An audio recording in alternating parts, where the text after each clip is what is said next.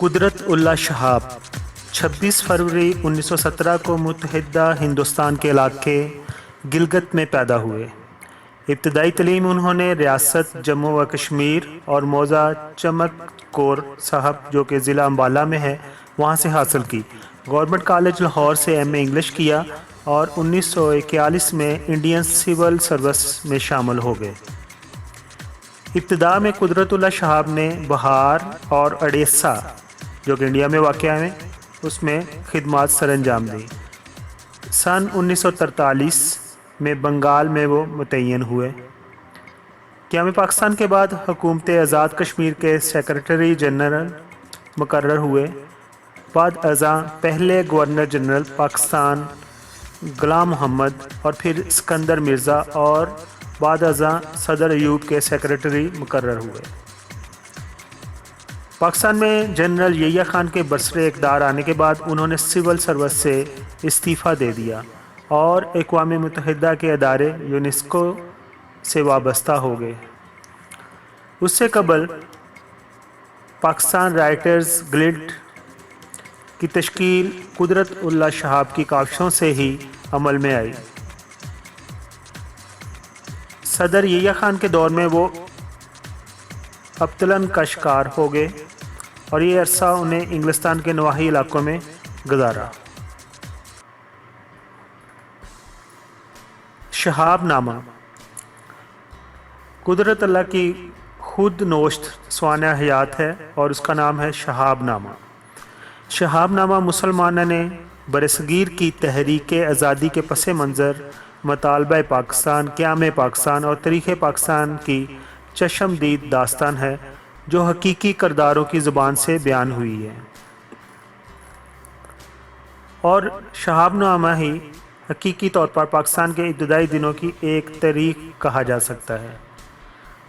تاہم اس کتاب کے آخری 2 ابواب نے قدرت اللہ کی شخصیت پر بے شمار سوالات کھڑے کر دیے ہیں۔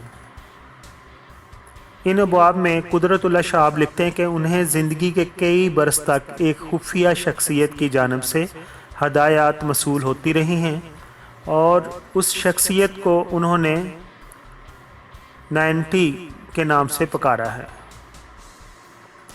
ان کے مطابق ایوان صدر میں اہم فرائض کی انجام دہی کے دوران کوئی خفیہ روحانی طاقت تھی جو ان سے ملک کے مفاد میں بہتر کام کرواتی تھی، جبکہ ایسا کام جس سے ملک کے مفاد کو خطرہ ہوتا تھا اور مستقبل میں ان کے بدترین اثرات رونما ہو سکتے تھے وہ رکوانے کی بھی ہدایت دیتی تھی۔ انہوں نے مختلف روحانی شخصیات سے اپنے خصوصی تعلق اور رابطوں کو بھی بیان کیا ہے۔ اس کتاب میں بقول ممتاز مفتی ساری کتاب ایک ذہین، عقل مند، متوازن شخص کی روئے داد ہے، اور اس کے آخری باب میں ایک دم درویش بن کر مسلح بچھا کر تسبیح ہاتھ میں پکڑ کر اللہ اللہ کرنا شروع کر دیا ہے اور خلق خدا کو اللہ اللہ کرنے کی تلقین شروع کر دی ہے۔ اس وقت مذکورہ ابواب کے بارے میں یہ بھی مشہور ہو گیا کہ یہ باب قدرت اللہ شہاب نے نہیں لکھا بلکہ ان کے حواریوں نے لکھ کر اس کتاب میں شامل کر دیا ہے۔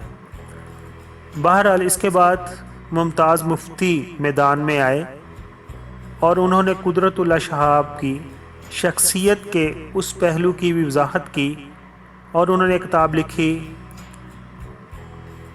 الف لکھ نگری۔ الف لکھ نگری ان کی خود نوشت سوانح حیات ہے۔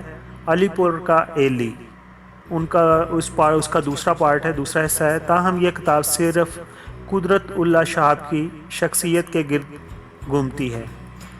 بقول خود ممتاز مفتی اگر قدرت اللہ اپنی کتاب شہاب نامہ میں 90 کا باب شامل نہ کرتے تو وہ کبھی بھی یہ کتاب نہ لکھتے۔